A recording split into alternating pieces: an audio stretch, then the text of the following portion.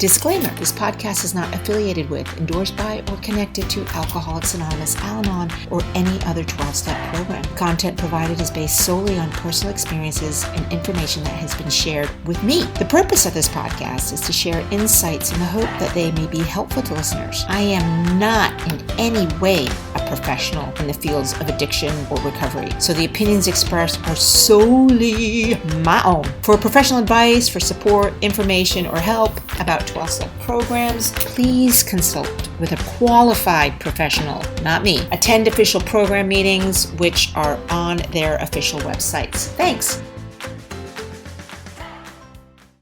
How not to be the tinny rattle. How not to be the club promoter. Rather, be attractive. Be charismatic.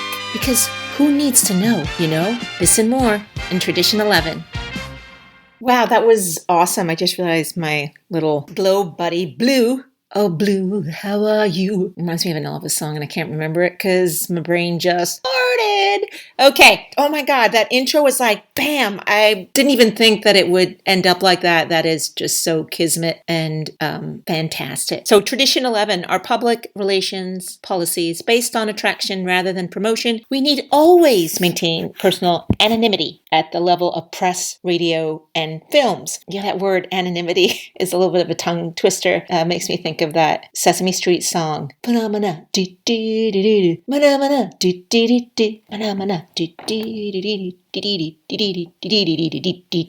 off subject.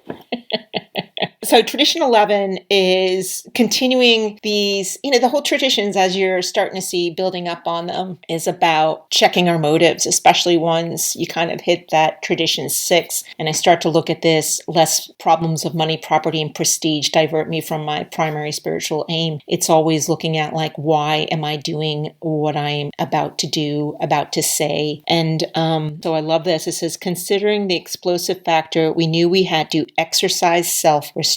Oh boy. I mean, just the word exercise is challenging for me. I'm like, exercise? Oh my God, I can't even commit to 4 days at the gym. And you're going to, ask me to exercise self-restraint. Holy moly. I mean, seriously, hold me back.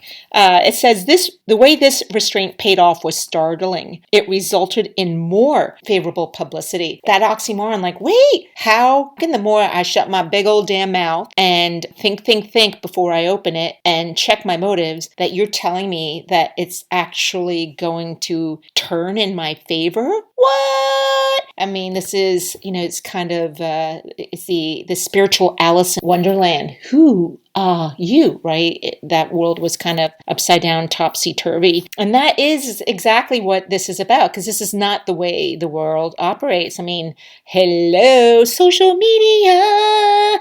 Everyone's addicted. Me.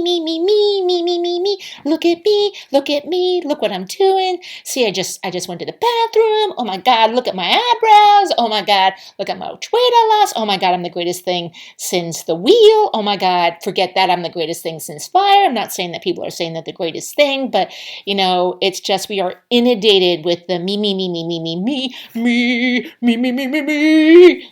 Yeah, I just lost my thought there because I was actually starting to see Julie Andrews in Sound of Music doing the do, re, mi, fa, sol, la, ti, do, a deer, a female deer. Okay, off, back on track, steering myself in my lane. It's like I went to go grab my purse and then swerved into the other lane of life there. I am back on track. Yeah, so exercise self-restraint. And I love this. It says nearly every one of us had an irrepressible promoter. Ugh.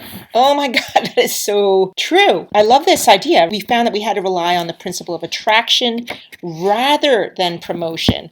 And this idea of real attraction is actually leading by example and not having to be the big shot. Big shot. Taking the big shot. It's stepping back and being that elder statesman and bringing that wisdom to know the difference. That inner wisdom deep down inside every man, woman, and child is a fundamental concept of the G-O-D word. I'm talking God here. God, whatever that is for you.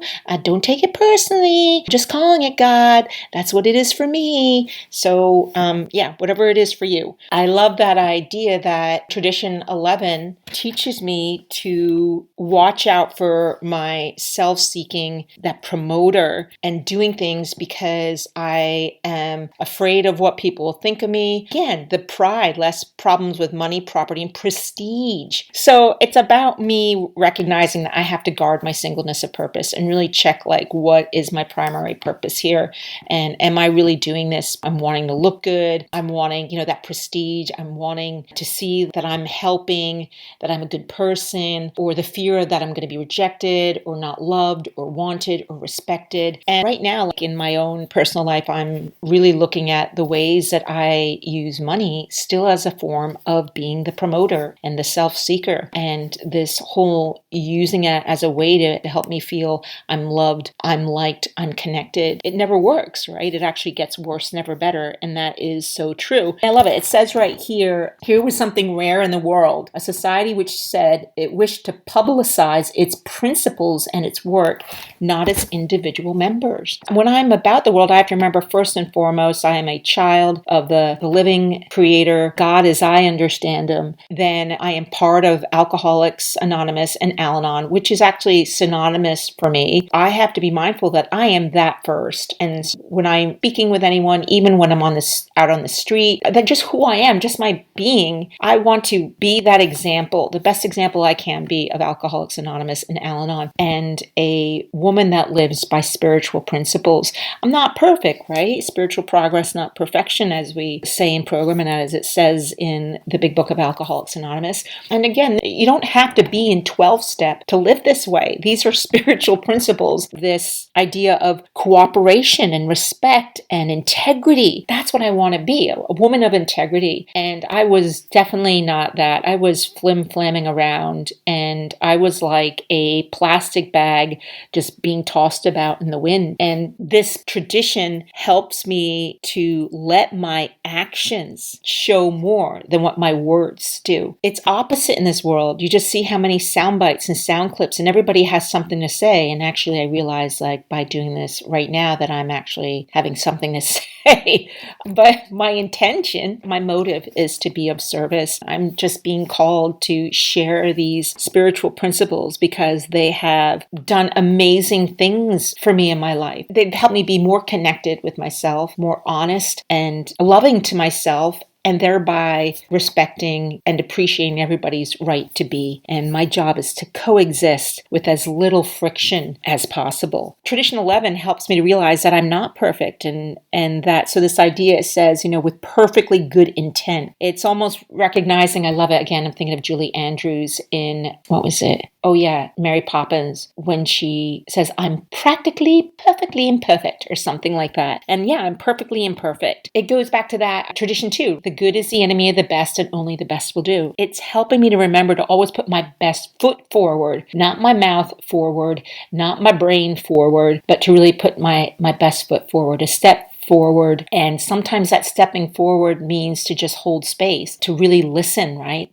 There's so much more of me that does active listening than opening this mouth. And I think the other slogans that come to mind, that whether you're in program or not, it's again that think, first things first. Tradition11 teaches more that I keep that focus on myself and take care of myself first and bring the best of myself forward. Then I can really be present to other people and recognize that is their best. And that's what real charisma and attraction is. It's like that light. It's like bees to honey. I want to be the spiritual honey, right? And that's some nice wildflower, organically, whatever crafted honey. I want to bring those little spiritual worker bees in, rather than shouting to the hilltops. It's kind of like if you shake a beehive, what happens? Those bees come at you, man. They come at you. I don't want to be the bear shaking like a man on a fuzzy tree, or shaking like a bear on a fuzzy tree. And don't shake on a fuzzy tree. Or is it scratch on a fuzzy tree?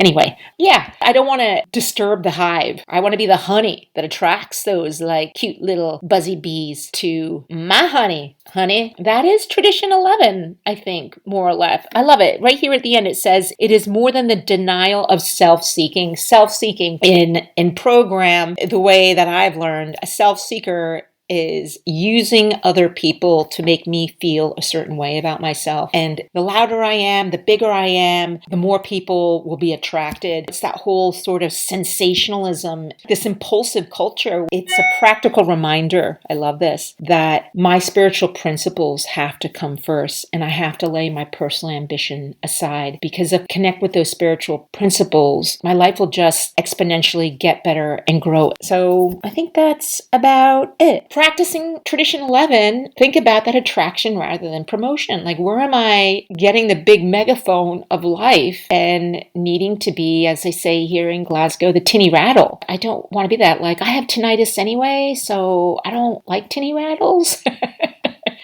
Yeah, I think that's it. If I've missed anything, ask me questions. Tell me no lies. Yeah, ask me questions. Tell me no lies. Be honest. What are you thinking? What are you feeling? Put it down. Last tradition is next week. And then after that, I'm going to do a 6 to 12 recap. Or is it 7 to 12 recap? I think it's 6 to 12 recap. Wait, 7, 8, 9, 10, 11, 12. Okay, it's 7 to 12. My math is wrong. And then we will move on to the concepts. All right, y'all. Have a great next 4 days, and I'll put another one out on Friday. God willing. God willing. Okay, so here is an addendum. I thought I was finished, but I'm not. Here's an addendum I want to add. It happened as I was walking my little chihuahua. Tito Puentes, Micol Ahern. He's just looking at me like, it is now 9:30 in the godforsaken night. This is when I'm sleeping, woman. And anyway, so I was walking him in a mindless chatter, and my brain had a moment of quiet, and this thought came, lusmila, there's going to be people out there saying, hey, lusmila, it's great that you talked about Tradition 11, about how it relates in our relationships, in our personal lives, and things like that. But it doesn't apply to me in my business. It doesn't apply as an employer. I'm here to tell you it does. Oh my God, I forgot to turn my little black and blue buddy on. Well, he's black, but his name is blue. I'm going to call him Bruiser.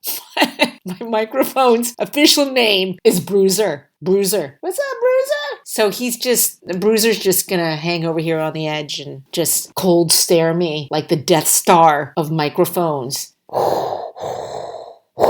You did not use the Bruiser force. Yeah, got off on tangent there. Tangent like tangerines. So it does apply to your business as an employee, as an employer, because attraction rather than promotion. Well, how can I do attraction when I gotta sell stuff, when I gotta work? I gotta promote the business, I gotta send out emails, I gotta blah, blah, blah, blah, blah. Well, check your motives. And just look at today when you watch all these commercials. I don't know about you, when corporations act like they actually really care about you as an individual, but then they're hiring, somebody to work for peanuts. Is that really caring about people? Okay, that's a whole other outside issue. Scratch that. Pretend I didn't even see that. Block your ears like a little kid. Cover your ears. What did Miller just say? Why did I say that? Oh my God, everybody's going to come at me now. And anyway, so it's just that check my motives. Yeah, I have to obviously let people know that I do what I do, but I do it in a way that bring God in first to help me check the motives, that it's coming from this place of wanting to be of real service, of knowing that I have this service to provide. And then I ask God, what's attractive about what I do have to offer, and how do I do that in a way that is with integrity, with sincerity, and authenticity? Because I don't know about you, but I can smell out when it's fake. It's not like my television actually, or anything electric smells like that, unless I plugged it in too long and it's setting things on fire. But I don't do that, thankfully. Thank God for auto shut off on so many things that saved my life. When I start to feel like I need money, I need to increase my sales, I need to do this, and yes, okay, we need to pay our bills and things like that. I'd rather have you be authentic and real, like, yeah, we just need our sales numbers up, so if you want, we're just offering 50% off because sales are hurting. I'd probably respect that more. Yeah, you can absolutely use Tradition 11 in your job, in your business, and at work. It doesn't mean that I'm resting on my laurels and sitting back like, well, if God wants me to be there, it'll just happen. And it could. It absolutely could. I'm not saying that can't happen. It's more, again, checking my motives. Or am I doing the opposite of overworking because of fear? It's that middle road, like the Buddhist kind of middle path, and just go into that, go to reconnect with myself and taking an honest look, right? Like a business takes inventory and stock and seeing where do I need to change rather than trying to force myself and do all these clamoring and rattling about to prop myself and look like the best. You know what I mean? I hope you know what I mean. And if you don't know what I mean, put it in the comments. Ask me a question. Okay, now I'm done with Tradition 11. See you next time.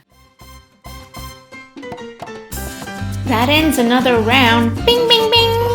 Woohoo! TKO knockout. Spiritually knocked out with the traditions, with me, lusmila. As always, share. Sharing